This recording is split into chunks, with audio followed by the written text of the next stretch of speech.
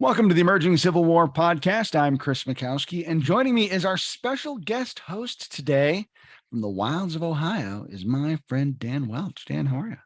I'm great. How are you, Chris? I'm doing real well, although I've got to admit, and this is always the case when I have you on, is I've got a little book envy because you've got that fabulous bookshelf behind you, and it looks great. Well, I appreciate that. I've spent the last week or so in my spare time kind of actually refining my collection and straightening my shelves. So something that needs to be done from time to time, just like, watering the tree of liberty with the blood of tyrants and patriots. The library needs to be refreshed from time to time. So I appreciate that. It's a work of love. We're going to have a conversation about our libraries because I recently reorganized mine, inspired by you, like direct inspiration, as you know, and that was an adventure. And I think maybe talking about library organization and stuff like that would be of interest to many of our viewers. Yeah, we should definitely do a future discussion on that, future talk here on the podcast and YouTube. I think a lot of folks will be interested in the different ways that folks organize their library. One of the things for me is splitting my time between Ohio and Pennsylvania and traveling all the time. I've come across many situations where I need a source and I'm not in my library. So, I have it organized as such that, I can send a text message or a phone call to my wife and say, third bookcase from the left wall, third shelf down, red dust jacket, yellow writing on the spine or whatever. I see that book right behind you, in fact. Right. So I've asked you to come in and you're going to take the hosting hat from me and be host and do our interview today. And then I'll be the interviewee. And it's, once again, it comes back to the subject of books. And we're going to be talking about Chris's newest work during our discussion tonight on the Battle of Jackson during the Vicksburg campaign in the spring of 1863. And it's ironic that this story that we're going to hear from you tonight has its roots in a different book project you and I were working on, and about a long out of print book and that adventure. Chris and I were working on one of the additions to the 10th anniversary series for Emerging Civil War on the Vicksburg and Tullahoma campaign. And, Chris had done a little bit of work on Jackson and pitched this idea. Why don't we have an essay on the Battle of Jackson? I said, this, it sounds great. And, I saw the early review of 10 to 11 pages, and it was well written. And, during that period, it was the text or the phone call. Yeah, don't finish reading it yet. There's one more thing I'm going to add. Okay, a couple of days goes by, another 2 or 3 pages in the newest draft. Nope, we're going to have to just don't put it in yet. Save room for it, another 4 or 5 pages. So, it was that combined with, I think it was your first trip to Rocktop Books out in Gettysburg. That combined with the only other book written on Jackson, long out of print by probably, I don't know, maybe 35 years, 40 years. By the one and only Ed Bars. You're able to find that book and drive up there immediately. Yeah, immediately. Chris and I are on another phone call about this anniversary series, and I told him about a recent trip to Rocktop Books out there in Cashtown, PA, several miles of west of Gettysburg, and I said, oh yeah, I saw this book about this battle in the Western Theater. I have no interest in it. He's like, what was it? Well, this is red hardcover. I think it was by Bars about Jackson. Oh my gosh, how much was it? Do you know if they still have it? I didn't even get the text message back. And 2 hours later, Chris is like, well, I'm at the bookstore and I just bought it. I couldn't wait. Yeah, I just hopped in the car, drove to Cashtown, and picked up for $35. It was a steal. Yeah, Chris out at Rocktop Books out there in Cashtown for listeners. If you haven't visited him, Chris is a great guy. Not only is he an awesome proprietor of used books, military history, and special emphasis on the Civil War, but he's also one heck of an artisan doing bookbinding repairs as well. So make sure you visit him. Tell him ECW sent you, and support his bookshop. But so let's transition now into your book. I guess, what was the genesis for that original, 10 or 11 page essay that we were going to put in the 10th anniversary series? I mean, first of all, you're an Eastern theater guy. So Western theater, not your wheelhouse, not your bailiwick, but then to define this moment, just this snapshot, a very overlooked snapshot of the humongous Vicksburg campaign. How do we get to this essay, which brings us to your book coming out soon? Yeah, for the 155th anniversary of the Vicksburg campaign, the Trust invited me to accompany Chris White out to do a video swing to cover the Vicksburg campaign. And we were meeting up with Tim Smith of the West and going to Champion Hill. He like wrote the book on Champion Hill, and we're going out with Parker Hills, who just has this encyclopedic memory of everything that happened. We got in the car and drove down the road, and like Parker just spoke for 45 minutes straight, getting us to Bruinsburg, and in this field this happened, and that house that happened, and Terry Winchell, former chief historian at Vicksburg National Park, and so we had all these all-star guests. And I thought, okay, well, I've got to be able to hold my own in that stellar constellation, not to mention just Chris White seems to know everything about everything with the Civil War. And so like, I'm going to pick one thing to be laser focused on. I'm going to be the expert on something. And so I decided to be the expert on the Battle of Jackson, Mississippi, which took place May 14th, simply because my oldest son is named Jackson, named after Stonewall Jackson, named by my daughter Stephanie. And so I'm going to be an expert on the Battle of Jackson because that's my son's name. And so I took notes and I studied and I researched and I crammed, and we got to Mississippi, and our first video was at Jackson, so I got to do my thing. And Chris was sort of laughing at me because usually he's the one doing the micro tactical stuff, and it was me this time, and he's behind the camera just chuckling at me. And I felt like, okay, I've handled things well. I have really done, justice to this story. But I had all this notes and research, and I thought, well, I'm going to do something with it at some point, but never got around to doing something with it. And so then when we had the opportunity to do the summer of '63 Vicksburg and Tullahoma for the Emerging Civil War 10th Anniversary Series, I thought I'm going to dust off those notes and turn it into an essay for this book. And as you said, it just sort of morphed and morphed and morphed, because as I tried to flesh out my notes, I kept finding more and more stuff to add, because it was just a fascinating, undertold part of the campaign.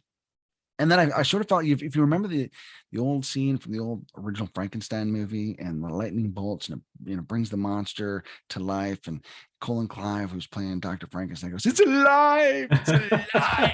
Oh, it's alive!" And that's kind of how I felt, where this piece just sort of took on a life of its own. And after I got past 8,000 words. And God bless you, Dan, for reading those, what started out as 1,500 and turning into 8,000 over and over. Yeah. I was like, this can't fit in the book. It's got to be something else, because it's in a book about the whole Vicksburg campaign. There's a lot of words to devote to a battle that most people have forgotten about. I got to admit, I mean, I'm an Eastern theater guy. I have a pretty good working knowledge of the Western theater, the important players, the important armies, the chronology.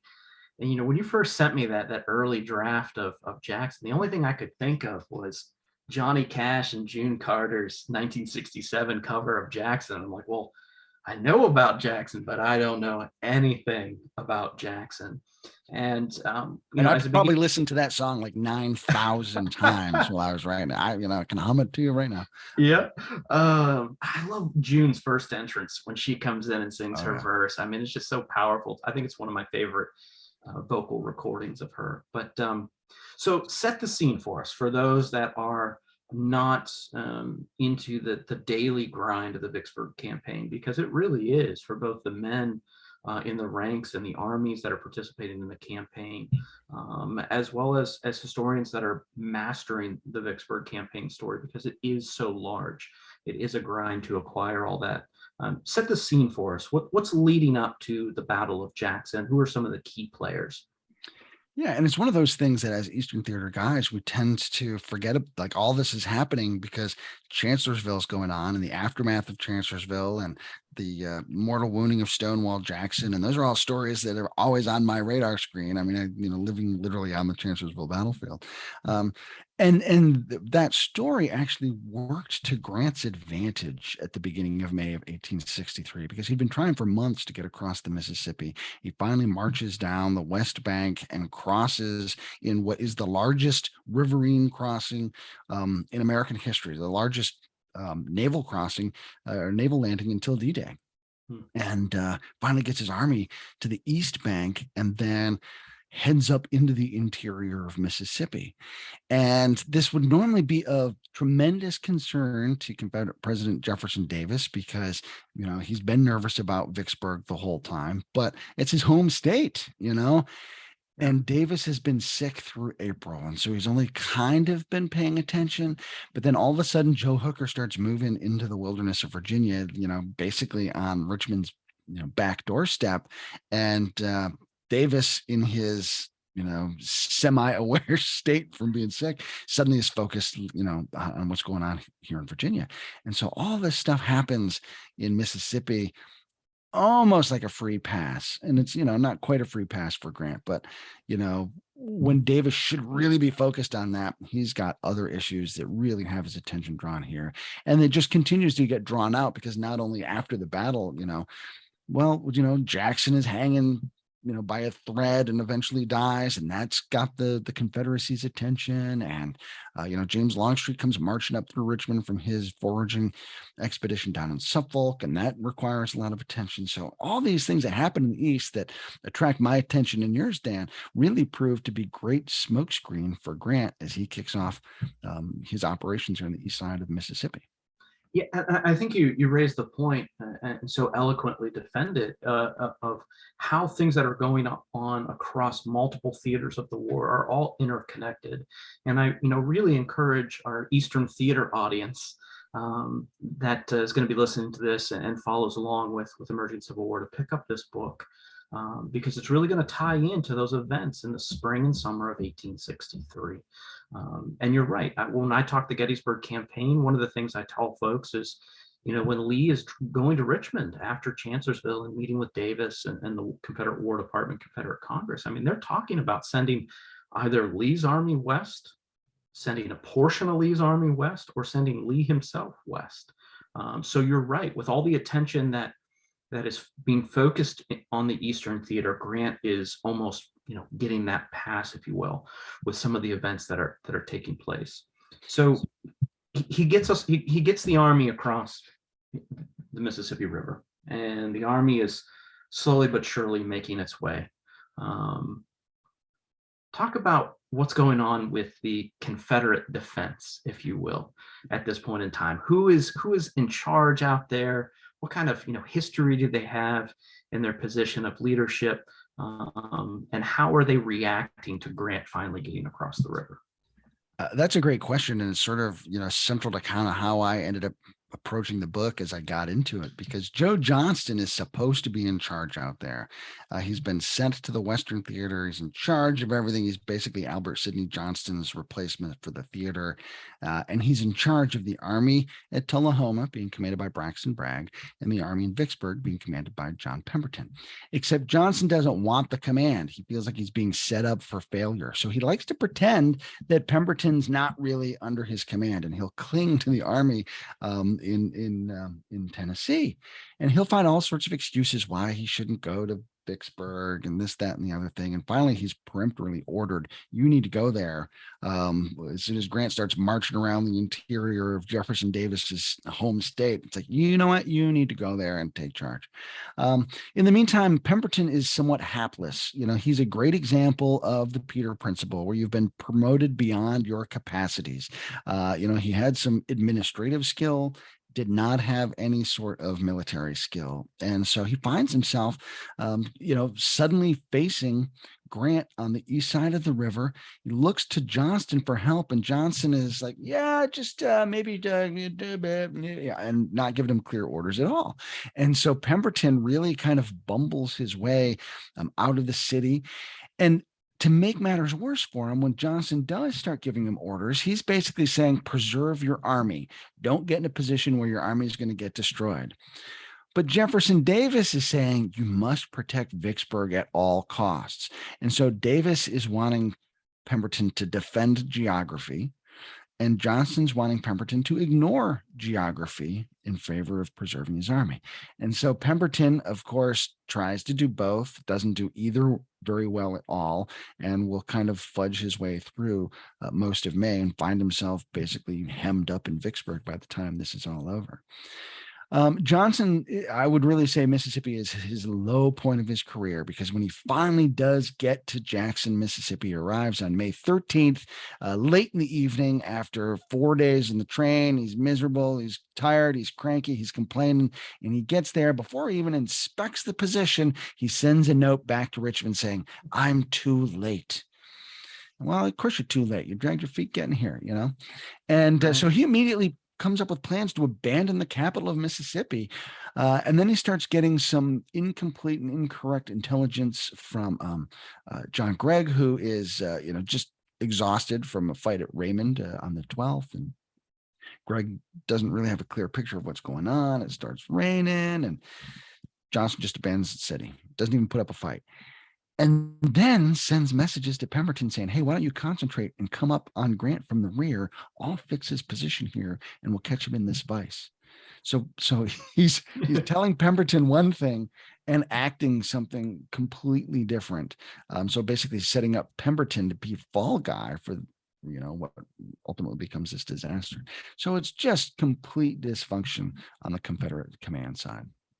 And I think that's one thing that your book does so well, is really dig into that relationship in command, not only between Johnston and Davis, but also Johnston and other high-ranking officers within the Western theater that are involved in this campaign. And this moment is a clear illustration of some of the many leadership challenges and misunderstandings that the Confederate Army has in the Western theater, much to the detriment of their overall performance. But you're 100% right that it's critical with how Johnston is handling the men under his command, as well as his other top-ranking officers in the theater. It's critical to understand that for the events that are going to play out then on May the 14th. So you've got Johnston there. We've communicated with Pemberton. We've got this pie in the sky idea. We're gonna perform this classic military pincer movement. We're gonna make it happen overnight, against the backdrop of this campaign that's already been going on for quite some time. These armies are wearing down. Bring us to what actually is going to happen. Bring us to the Battle of Jackson. I don't want you to give away the candy store, because we want folks to, help support the college tuition of your future college students. That's right.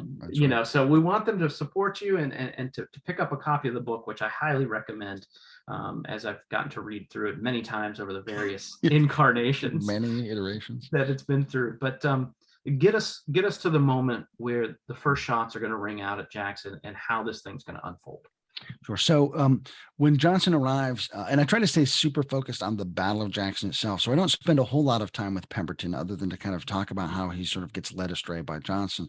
And really it's Johnson's orders to Pemberton that sort of coax him out of the city and leads him to stumble into the Battle of Champion Hill, which was really the decisive battle of the campaign, which happens 2 days after the battle at Jackson. But Grant is moving up through the interior. He has a fight at Port Gibson. He's going to basically, and then outflanks Grand Gulf. And I think this is one of the most overlooked turning points of the Civil War, because at Grand Gulf, he decides he's going to strike off into the interior of the state. He was under orders to actually send forces south to help with Banks's attempt to capture Port Hudson. And Banks has gone off on a little excursion of his own. It's like, yeah, I won't be back till the 26th. Send your guys. I'll catch up with them. And Grant's like, I'm not going to send guys down there. I'm going to strike out on my own. He does that because Banks outranks him, and he doesn't want Banks stealing his glory. And So he basically makes this calculation that it takes 8 days for me to send a message from here up the river by telegraph, then to the east for them to respond, and for the telegraph in response to make its way back to me. 8 days. I can accomplish a lot in 8 days, he says. And in fact, it's going to take more than 8 days because Henry Halleck and Lincoln are also preoccupied by Chancellorsville. So it'll actually take 13 days. And Grant's basically like, I'm going to ask for forgiveness instead of permission. And he strikes out into the interior. The idea is that he's going to kind of circle up and around and come at Vicksburg from the east. The way the rivers kind of run through there in the bayous, he can't just go straight up the east bank. So he's got to kind of circumvent the Big Black River. And so as he does that, that eventually is going to take him up to the town of Raymond, where John Gregg's troopers who've just marched up from Louisiana stumble into a fight. The Raymond battlefield, if you've never been there, is definitely worth visiting. Parker Hills has actually been instrumental in some of the preservation that's gone out there.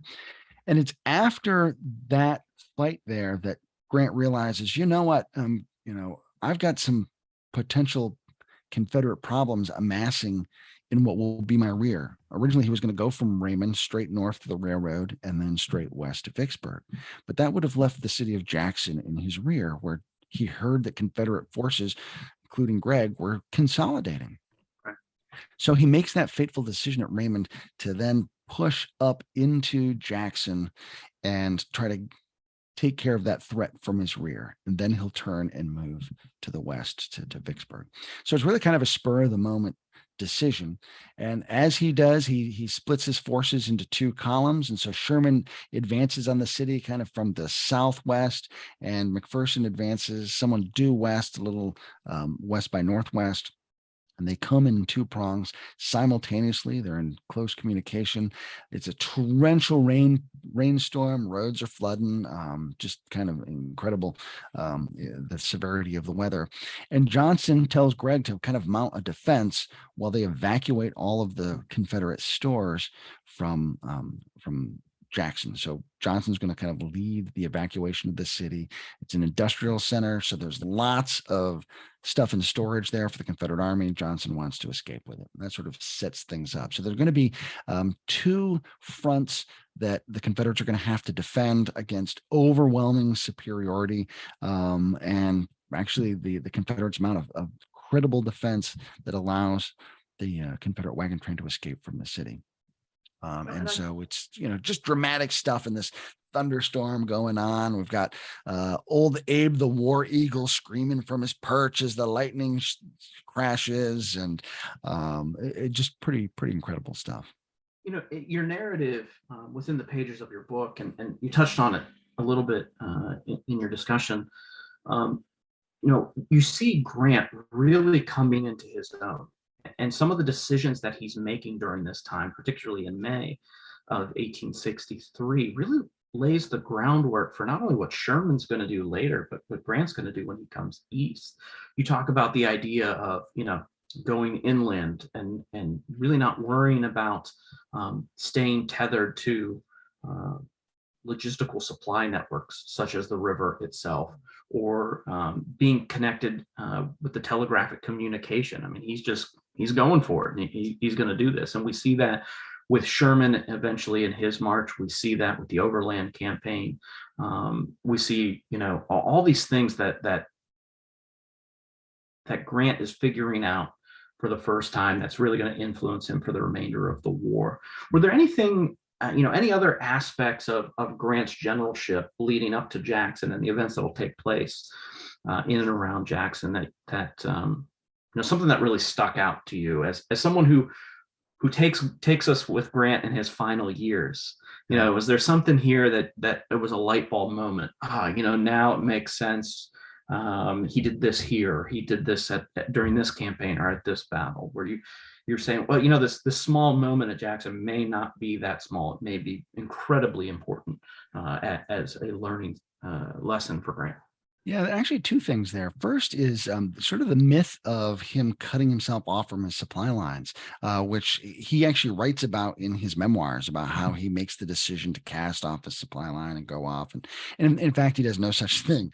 Frank Blair's division from Sherman's Corps is ordered to come down and protect the wagon train, so that when Grant does finally strike out, he's got a well-tended supply line that's going to keep him tethered until he's able to get up into Jackson and take advantage of some of those stores. One reason Pemberton sallies forth from Vicksburg is to try to make an attack at that supply line. By that point, Blair has repositioned his line, and so he's not where Pemberton thought he was, and that sort of leaves Pemberton dangling out there, and that sets up the battle at Champion Hill, really. So that's one thing is, there's an example where Grant wants us to believe something, but, he's a former quartermaster. He's always going to be paying attention to his supplies. And I think that's one reason why he looks at Jackson, because he knows that he needs to look at the Confederate supply line. And, Jackson's a key part of that. So I think that's one thing. The second is something that I've always admired about Grant, and that's his willingness to improvise. He's been trying to get at Vicksburg for, since Chickasaw Bayou and before, the previous December. And one thing doesn't work, he's going to try something else. He's going to try something else. I guess we can trace that back to his expedition from Holly Springs. And each time he tries something and it doesn't work, well, he'll try something else and he'll try something else. And he understands that, Lincoln's patience might start to be finally running out. And so this trip across the river is kind of his big gambit. But it's something he had wanted to try earlier and just couldn't because of the winter floods and all that stuff. So things had dried out enough to let him finally make this maneuver. And so he tries that. The march on Jackson itself is an innovation. He's kind of deciding on the fly, hey, I need to go and do this and take care of this. So, he's really quick to learn and take advantage of opportunities if he can. You mentioned Chickasaw Bayou and our good friend Matt Atkinson. He has a title for Chickasaw Bayou that has stuck with me. He said it one time, and I will never forget the dates of Chickasaw Bayou or its importance, because Matt calls Chickasaw Bayou dead Yankees in a swamp. That is that is his term for the Battle of Chickasaw Bayou, and I just absolutely love it. And you mentioned that in December of '62, and it just sticks with me. But true story. It is a very true story. But you're right. This has been a quite a long haul. I mean, the opening of the Vicksburg campaign, end of December of '62. We're now in May of '63. You talked a little bit about the movements towards Jackson, and I want to leave the real crux of the fighting to the narrative of your book, and again point folks to that as it's coming out very, very soon.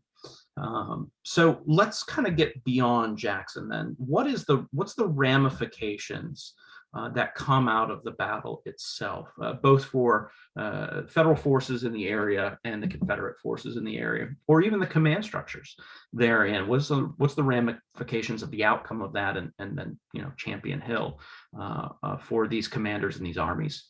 Sure. I think the biggest ramification is that Grant proves he can stomp into Jefferson Davis's home turf and move around with impunity. And he'll do the same thing later on in Virginia, and there's nothing that the Confederates can do about it. That trickles down throughout the whole Federal Army because it gives these men much needed confidence. They score some victories at Port Gibson, at Raymond, now at Jackson. It's building up their confidence. And so we're going to see a tremendous amount of elan. Now, the downside of that is, they win again at Champion Hill. They rout the Confederates at Big Black. The downside of all that confidence is that when Grant gets to the doors of Vicksburg, he's going to make some ill-considered attacks on the 19th and the 22nd, probably a little too rashly. And he'll say, after the string of victories, I couldn't not do it, because then they may have grumbled and, woulda, shoulda, coulda. Right. But I think they're a little overconfident by the time they get to Vicksburg itself. And so that becomes the downside of that. Listen, Star Wars, and Star Wars informs everything. Yeah, true. And there's the line in Star Wars: your overconfidence is your weakness. Yeah, see, exactly. And that's exactly what happens to Grant there. I'll recommend Tim Smith's fine books on the assaults at Vicksburg and the siege of Vicksburg to kind of help people work their way through that. But some great work on Tim's part there. And then I think for the Confederates, this is Joe Johnston's low point, and he'll try to redeem his reputation because he takes a lot of heat for giving up the Confederate or for giving up Mississippi's capital, and he will try to consolidate forces to create a credible threat in Grant's rear, and he'll hover in Grant's rear. And that's another reason why Grant launches those assaults, because he thinks like maybe Johnson's going to show up. He's looking over his shoulder the whole time. Johnson never shows up, and so he hovers out there and doesn't do anything with his forces, and basically leaves Pemberton to, oh, hey, break out, we'll help you, without any sort of coordination. And so that really kind of tarnishes Johnston in a way that he doesn't really recover from. After Vicksburg falls, Billy Sherman will turn around and march straight east and attack Jackson again. There'll be the siege of Jackson, and he'll drive Johnston out one more time. Jim Woodrick wrote a great book about the siege of Jackson that I would recommend. Jim was instrumental in helping me with this book. I gotta give him some props here, because I flew out. There's not a whole lot left to the Battle of Jackson because the city has swallowed up the whole battlefield. But it was really important for me to be able to walk the ground where some of these things happened. And Jim was kind enough to take a couple days. We went all over Mississippi. I found some great fried chicken thanks to him. And he just kind of showed me what was still existing. The Mississippi Department of History and Archives has just done a tremendous job preserving structures and parts of battlefields that are associated with this campaign. Really, they are tremendous good guys in the preservation and conservation of this history. And Jim just couldn't have been kinder as he showed me around. So I want to give props to him and give props to his book on the siege. That was another reason why I wanted to stay laser focused on the Battle of May 14th, because Jim had written a really good book about the siege. I didn't really need to go revisit that, and I didn't want to stomp on his toes there. So go check that out. Great book, The Siege of Jackson, Mississippi. Well, I think, what you were just discussing brings us to this crossroads of two very important topics that we've gone round and round with so far during our talk this evening. And that is, you talked about some of the giants in the field of the Vicksburg campaign, earlier on in the discussion tonight, and some of the books associated with the Vicksburg campaign. And so my question to you, and this comes out of your foreword, which I thought was a really interesting take on your foreword, kind of detailing the history of your research on this topic and how you got into the Battle of Jackson. We think about, the volumes of work that Terry Winsell has done, and volumes of work that, Tim Smith of the West have done. And some of these, really either micro tactical campaign level studies to much larger strategic studies. But yet in the historiography of all of these works, this battle of May 14th gets very short shrift, 3 or 4 pages here, a page and a half there. Can you talk a little bit about the Battle of Jackson and the historiography of the larger campaign, and why you suspect it may have gotten overlooked? Yeah, really, nobody has written a lot about it. And so it did become one of my goals to write the definitive account of the Battle of Jackson, Mississippi. The bar was really low because so little has been written. But I've really, I scoured sources. Matt looked for sources for me out at Vicksburg Park, since I couldn't make there myself.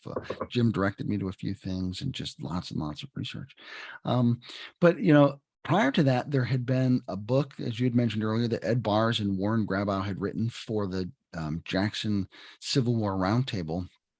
They wrote that in the late 80s or mid 80s, excuse me. And, but it was also coupled with 3 other post Vicksburg actions that they kind of did essays on. So, as far as page count, I would say it was fewer than, 40 pages of text about the battle. And that was like the lead up and in the whole kit and caboodle. And then, when Ed did his massive 3-volume history of the Jackson campaign, or the Vicksburg campaign, the Battle of Jackson got a chapter in there. But again, there was a lot of sort of ancillary stuff. And and that was kind of it. Tim Smith touched on it in his book on Champion Hill, because the Battle of Jackson does set up Champion Hill, but Tim really looked at it from that perspective. I'm anxious when Tim's book comes out next year about the overland part of the Vicksburg campaign. He helped me with this book and looked it over, so now I'm sure he'll, as he always does, raise the bar even further, because his work is always outstanding. So we'll Listen, we'll the see. fact that you're going to get cited in a Tim Smith of the West book is like, I'm going to need a double signed book. I'm going to need to get Tim's signature, and then wherever your footnote is, your signature next to it. I mean, that's going to be a collector's item. Fingers crossed, you know. All right.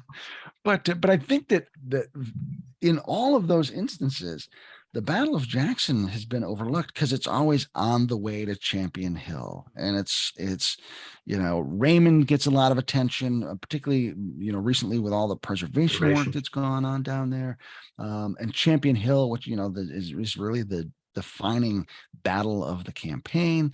So Jackson's kind of squeezed in between these two things, and just sort of it's on the way to other stuff.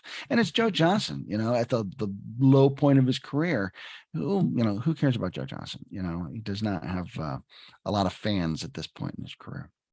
One of the things that you touched on just now, that you also highlight in your foreword, which I found interesting, was the research aspect of your work.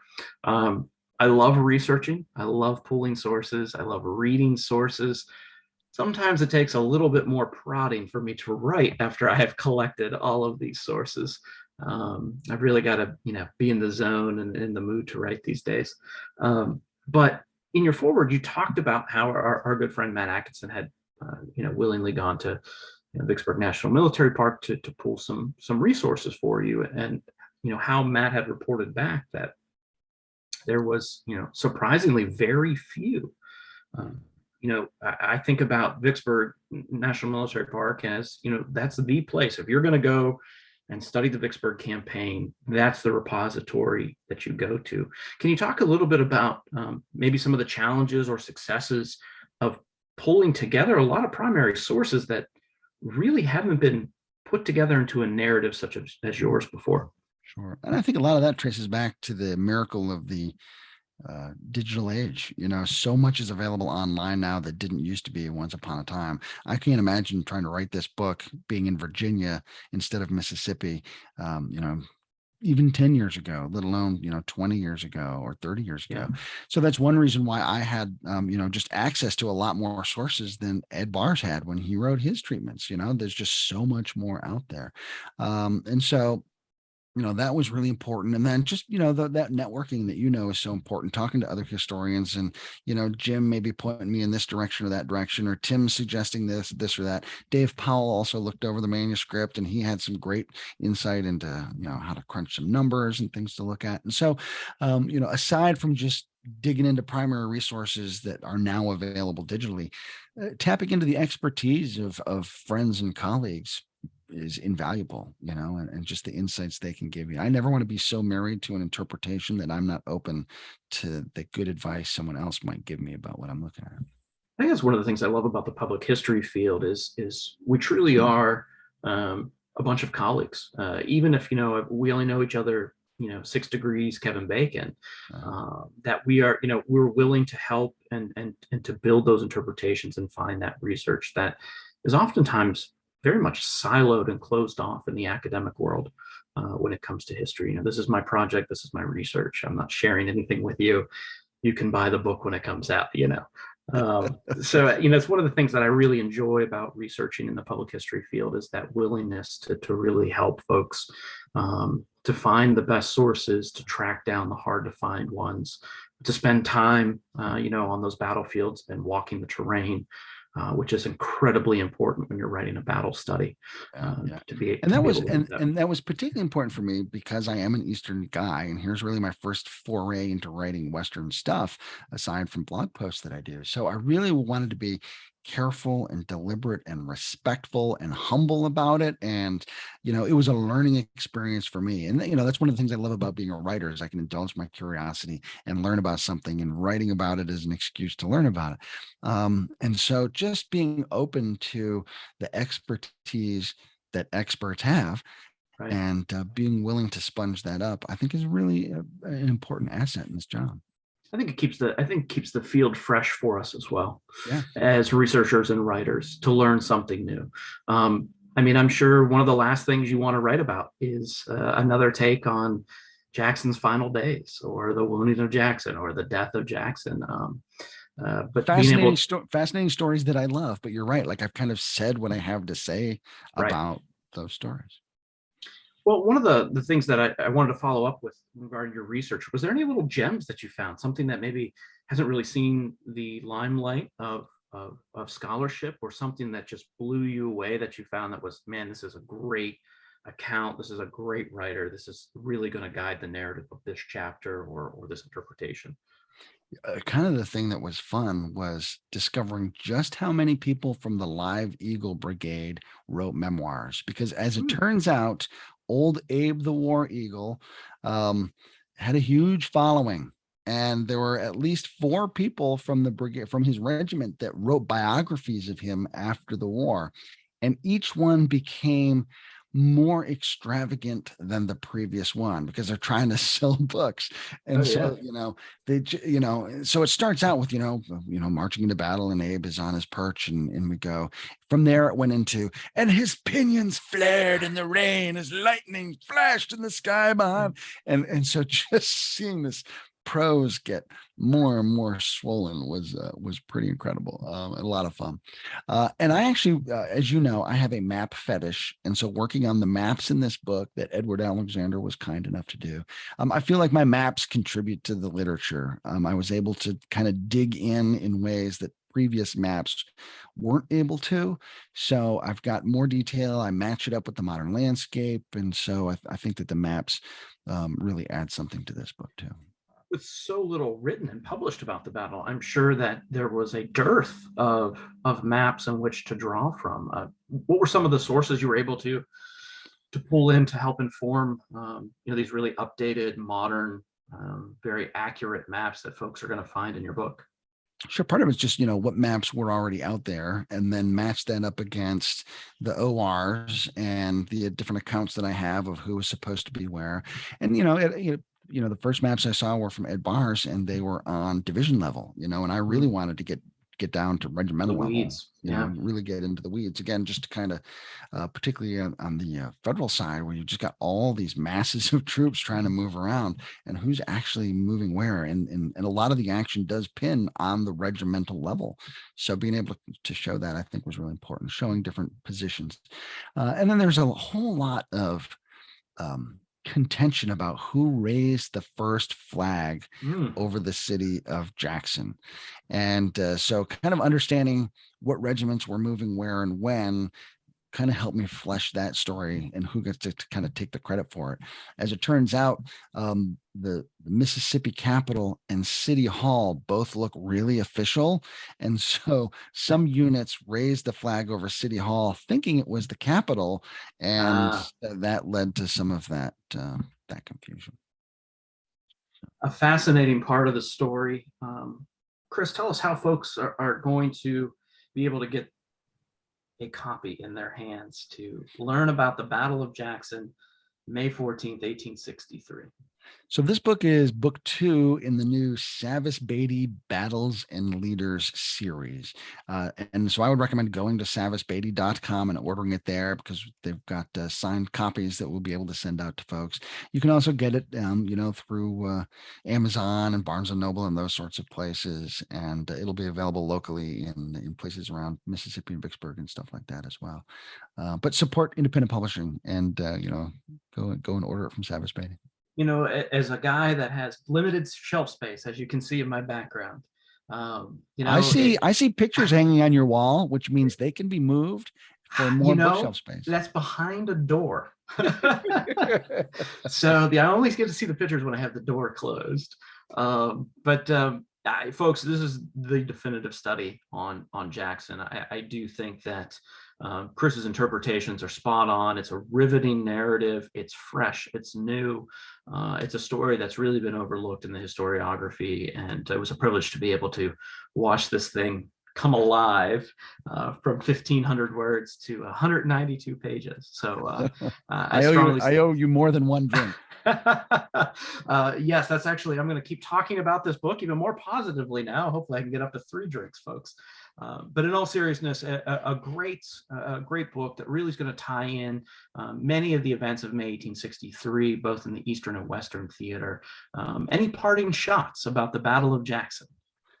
At the end of the day, I always want to tell a good story. And so I hope that it reads like a story you want to read, and not just a dry battle narrative, but something that's a good yarn as well.